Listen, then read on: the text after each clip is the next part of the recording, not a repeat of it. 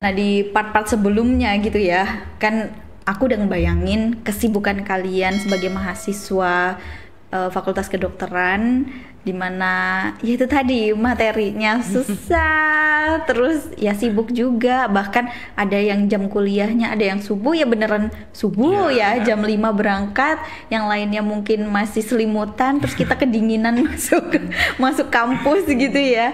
Nah, terus sekarang organisasi yang kalian jalani juga bisa sampai masuk 5 besar. Itu gimana cara membagi waktunya kalian? Keren loh, saya aja nggak kepikiran. Gimana ya?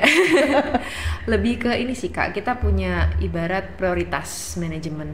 Kita manajemen waktunya kita prioritasin hal-hal yang urgensi. Mana sih yang lebih urgent kayak gitu. Misalnya besok mau ada tutorial, tapi di hari ini kita ada penyuluhan kayak gitu. Ya berarti gimana caranya penyuluhan selesai, kita harus langsung belajar ya, jangan nggak istirahat kayak gitu.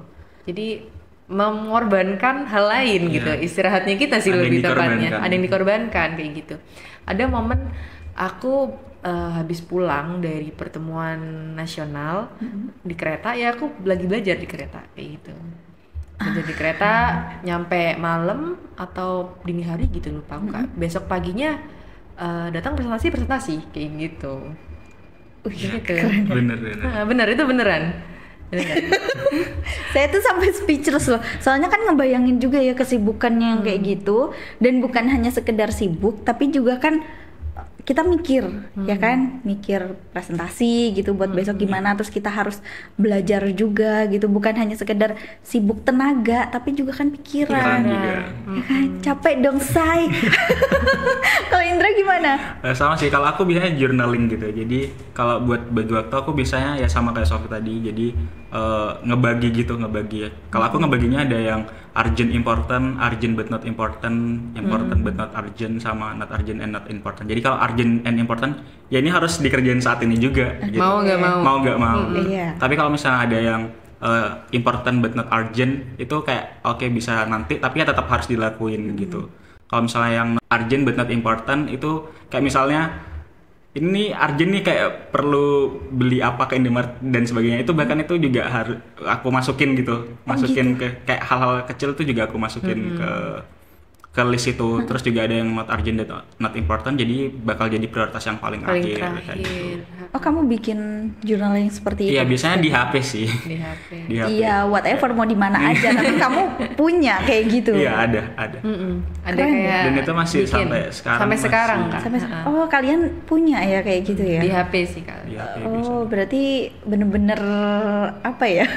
Keren ya untuk manajemen waktunya. Pingin nggak boros waktu. Iya, lebih ke pengen ya kayak ada waktu yang ada itu pengen dimanfaatin sebaik mungkin gitu. Bahkan kalau istirahat pun ibarat belajar nih Kak, belajar aduh capek banget, udah jenuh gitu kan, ya udah istirahat pun diwaktuin gitu, kayak udah ini diem misalnya, oke, main HP, tiktokan, apapun itu 1 jam, tapi habis itu alarm lanjut belajar lagi gitu. Wih, keren banget ya. Terus gimana tuh waktu kalian untuk kumpul-kumpul sama temen, untuk hangout, untuk ya apa ya, bersenang-senang lah istilahnya kayak gitu. Karena yang dari tadi kita obrolin tuh yang saya tangkep tuh kok kayaknya sibuk banget gitu ya. Terus apakah kalian punya waktu nongkrong? Apakah kalian punya waktu untuk happy gitu? Kalau itu tetap aku masukin juga ke list. Jadi kayak itu kan salah satu coping mechanism buat kita stress relief juga kan, ketemu sama teman-teman. Jadi kayak misalnya, oke, besok jadwal ketemu sama teman-teman tapi Senin ada presentasi nih gitu. Ya udah, kita ketemu sama teman-teman tapi hari ini, besok ketemu teman-teman tapi hari ini aku harus sudah ngelarin presentasiku, udah bikin PPT-nya. Jadi setelah kumpul sama teman-teman aku tinggal nge-review, Senin langsung besoknya presentasi gitu. Jadi pintar-pintar buat ngasih prioritas aja sih. Bikin schedule kan? Bikin schedule gitu. Belum jadi apa namanya? Maksudnya apa ya? Kalian kan belum jadi pekerja beneran gitu ya, yang tapi schedule udah padat ya. Ini masih mahasiswa kemarin kan ya, maksudnya masih mahasiswa gitu, tapi schedule-nya udah padat, apalagi sekarang udah jadi dokter muda, terus pastinya nanti ngelanjutin jadi dokter gitu ya. Ini ada pendidikan lagi nggak sih untuk menjadi dokter? Ada, untuk dokter spesialis.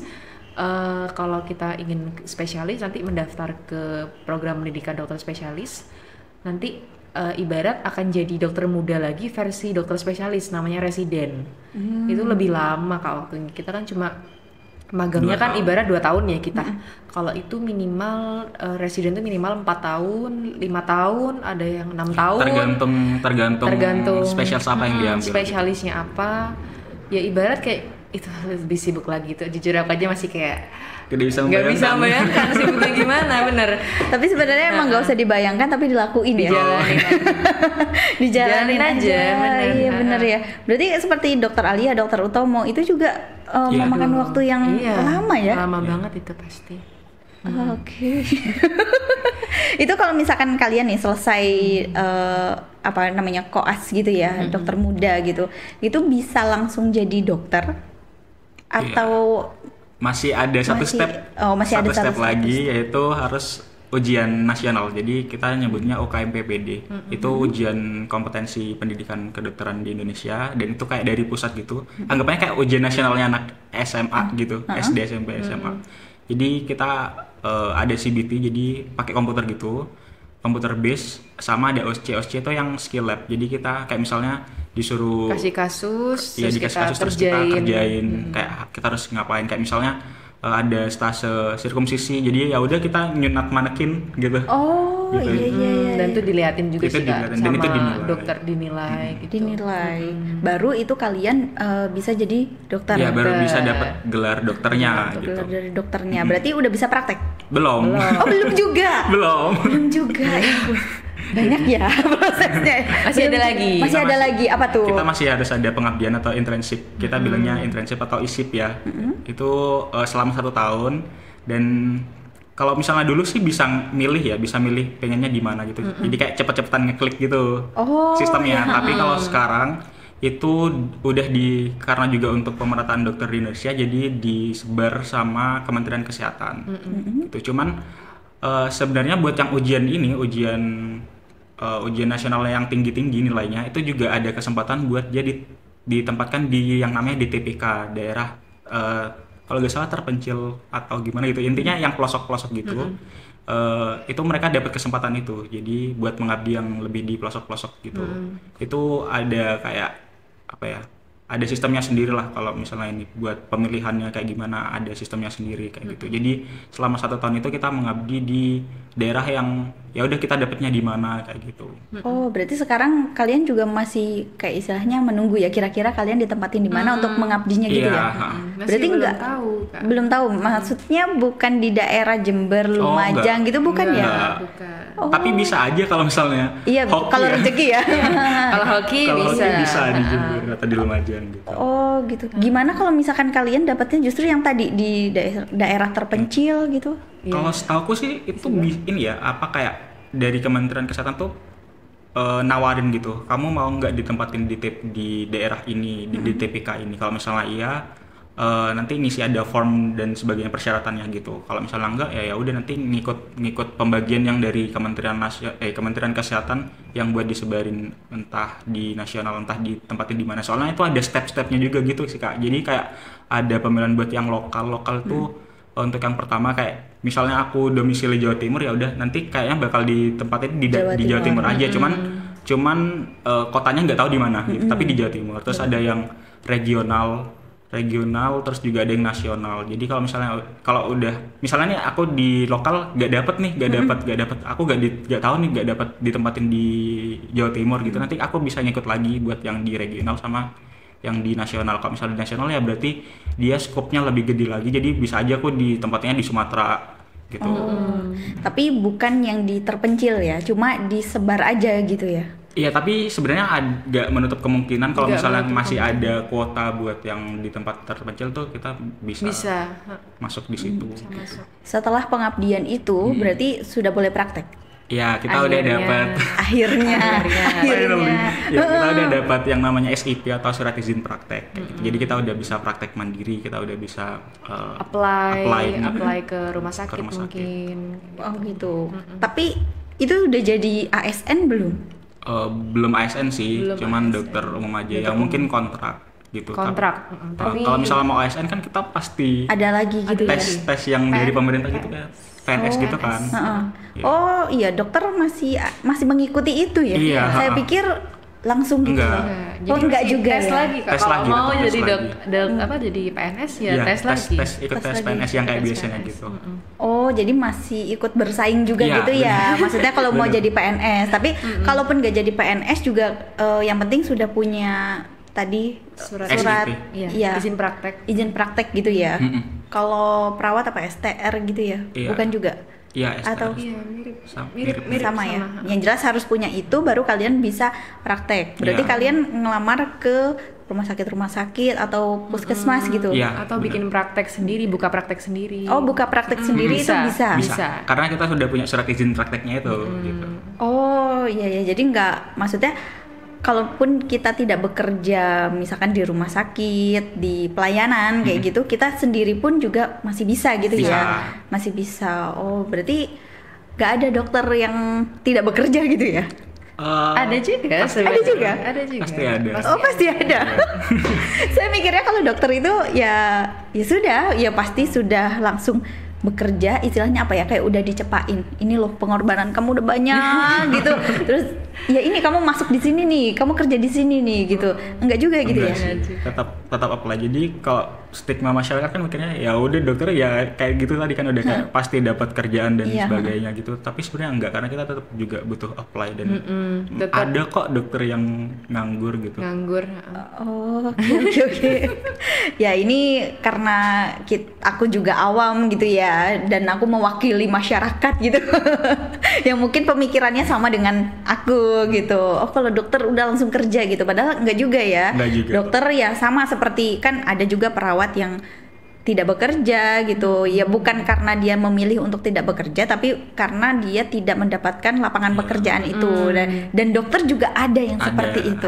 Oke, berarti bukan cuma guru, bukan cuma perawat gitu ya. Oke. Ada pesan nggak nih untuk sahabat Aliyah yang menonton tayangan kita dari awal gitu ya? Siapa tahu ada yang bercita-cita anaknya ingin jadi dokter atau dirinya sendiri pengen jadi dokter, tapi melihat perjuangan kalian gitu, yang ya perjuangan untuk menjadi dokter itu tidak mudah. Gimana?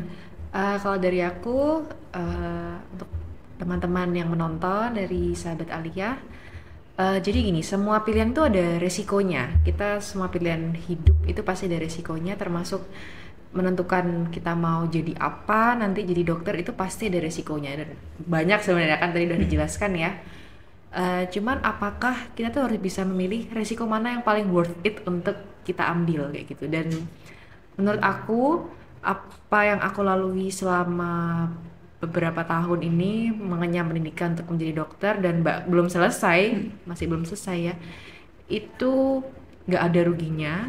Membentuk diri aku yang sekarang jadi orang yang insya Allah lebih baik daripada sebelumnya, lebih berilmu insya Allah, dan insya Allah bisa mengaplikasikan ilmunya kepada orang-orang yang membutuhkan. Jadi dilihat positifnya, dan yang kalau masih ada yang ragu, jangan stay di zona nyaman aja gitu. Ibarat push yourself, pasti akan terlalui, nggak usah terlalu overthinking gitu ya. Jadi insya Allah niat baik akan menghasilkan hasil yang baik pula gitu. Iya benar. Dari Indra? Oke, udah diambil semua nih. Quotes-nya udah diambil semua gitu nih sama-sama. Jangan-jangan kalian tadi kerjasama lagi. Saya ngomong ini gitu. Oke, kalau dari aku sendiri mungkin buat teman-teman yang mau masuk FK ya tetap perjuangkan cita-cita kalian, karena ini merupakan cita-cita yang mulia juga, dan pengorbanan yang selama kalian nanti jadi mahasiswa preklinik, jadi koas, dan nantinya jadi mendapatkan gelar dokter itu sangat-sangat worth it lah, worth to try lah kayak gitu. Dan buat teman-teman yang sekarang masih di FK gitu, yang lagi struggling, buat teman-teman mahasiswa preklinik tetap semangat. Dan sebenarnya FK tuh udah ngasih banyak banget kesempatan entah buat organisasi, entah buat pertukaran pelajar, entah buat wadah apapun itu, FK tuh pasti ngasih itu. Jadi sekarang keputusannya ada di kalian gitu. Will you take it or leave it kayak gitu. Nice. Itu dapat quote-nya. Udah langsung ya. Oke, terima kasih banyak ya sharingnya gitu. Semoga ini juga bisa menginspirasi sahabat Aliyah yang menonton gitu. Kali-kali kemarin masih bingung, terus melihat tontonan ini, oh yaudah deh, beneran FK aja gitu. Amin. Semoga gak makin bingung. Semoga enggak ya mencerahkan gitu ya. Oke, terima kasih banyak. Semoga sukses selalu. Jadi dokter yang didambakan masyarakat. Amin. Yang amanah. Yang amanah benar. Terima kasih. Terima kasih.